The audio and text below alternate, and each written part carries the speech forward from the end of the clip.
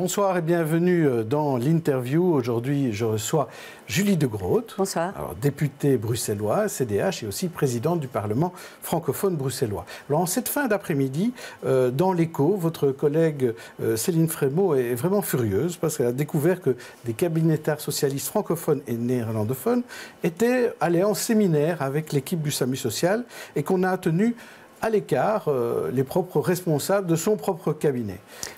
Quelle est votre réaction sur cette info? Eh bien, qu'elle a raison d'être furieuse. La ministre Frémaux a raison d'être furieuse parce que ça démontre bien que c'est un système, c'est une construction. Et là, vraiment, j'ai envie de m'inscrire en porte-à-faux par rapport à ces affirmations de M. Minguin qui dit, vous savez, c'est un petit problème qui ne concerne que la ville et qui n'a aucune répercussion sur la région.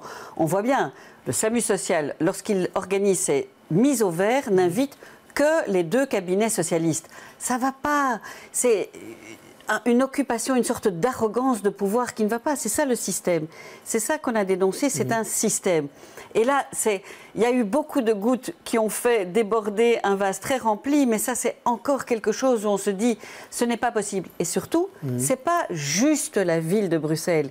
Ça, vraiment, ça me choque aussi qu'on puisse dire ça. Même si vous êtes dans l'opposition à la ville, comme défi, il est aussi, hein. Oui, oui, mais ce que je veux dire, ce n'est pas un petit problème confiné à ce qui tout d'un coup semble être la petite ville de Bruxelles. Non, c'est un système socialiste, je suis désolée de le dire, qui a été mis en place. Voilà. Et donc ça ne va pas, évidemment. Ça ne va pas. Alors, on va y revenir à ces problématiques de gouvernance et autres. Mais d'abord, sur la négociation au niveau des gouvernements francophones, Écolo a dit hier, finalement, que les propositions sur la gouvernance, ce n'était pas suffisant pour eux. Donc, ils laissent, finalement, MR et CDH négocier à deux. Voilà. Mais l'arithmétique est têtue. Il n'y a pas de majorité à deux à Bruxelles et en Fédération Wallonie-Bruxelles.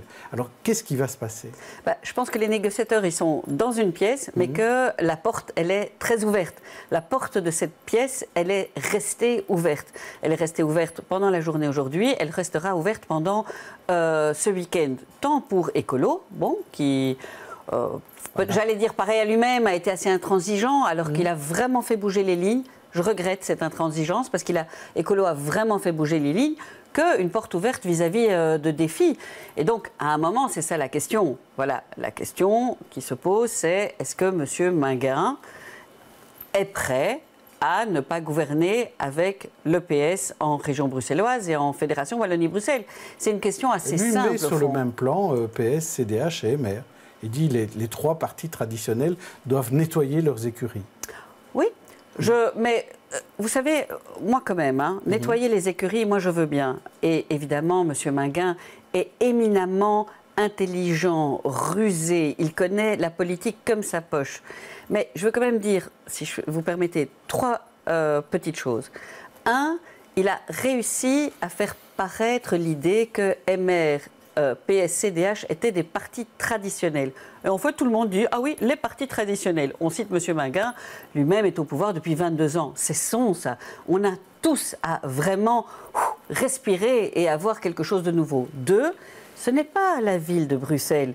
Comme on vient de le dire, vous venez de poser votre question, c'est tout un système qui est sur place. Et trois, attention quand même. J'entends que la raison d'agir de M. Minguin, c'est de renforcer la Fédération Wallonie-Bruxelles. Oui. Il propose même une alliance des gouvernements régionaux. Qu'est-ce que vous en pensez? Ah oui, mais ce qu'il propose, c'est une alliance de gouvernements régionaux asymétriques. Alors, pour avoir été moi-même chef de groupe à la Fédération Wallonie-Bruxelles, je sais que c'est vraiment un lien qu'il faut construire avec un fil solide. Si vous avez une asymétrie régionale, évidemment, ce sera très très difficile d'avoir cette solidarité Wallonie-Bruxelles au niveau de la fédération. Ça, tout le monde le sait. C'est déjà difficile, soyons francs. Donc, il faut une symétrie. C'est ça la réponse pour vous? En tous les cas, la symétrie induit beaucoup plus la solidarité entre la Wallonie et Bruxelles. Sinon, le système est sous pression. Or, la fédération est déjà sous pression. Elle est déjà très fortement sous pression.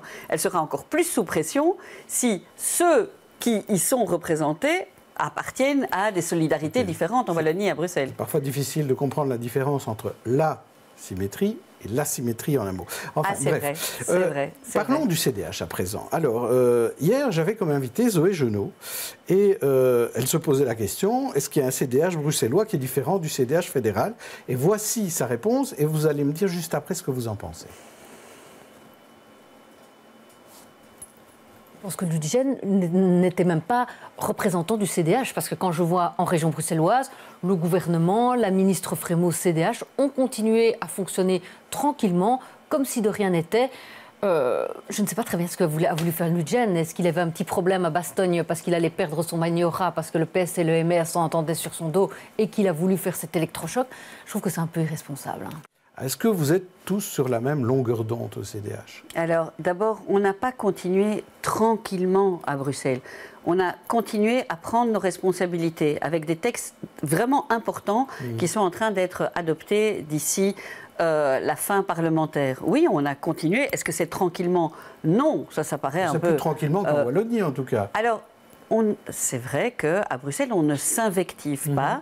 Et peut-être que le ton, la manière de faire est un peu différente. Moi, je dis souvent, voilà, la virilité bastognarde, chez nous, c'est un petit mannequin-piece. C'est peut-être un rien différent à la façon de s'exprimer. Mais sur le fond, là, on est d'accord ensemble. L'écœurement, on l'a partagé aussi bien à Bastogne qu'à Molenbeek. Voilà, on a là, par rapport à un système qui est apparu aussi d'autant plus au fil des jours, parce qu'il y a quand même, depuis 2 semaines, il y a cette commission d'enquête sur le SAMU social. Et je veux dire, on pensait qu'on avait tout entendu. Et on n'a pas tout entendu. C'est pas fini. Et c'est pas fini. Et donc là, quand même, il y a vraiment un système par rapport auquel il faut pouvoir sortir. Une fois que vous dites cela, vous dites que vous êtes tous d'accord, ok, soit. Mais comment former un nouveau gouvernement à Bruxelles? Parce que c'est plus compliqué à Bruxelles. Je disais, l'arithmétique, les faits sont têtus. Il y a 6 partis, il y a les Flamands. Comment y arriver à Bruxelles? C'est plus compliqué, effectivement. L'arithmétique est là. Et c'est pour ça qu'aujourd'hui, les 2 négociateurs, ensemble, disent notre porte est ouverte.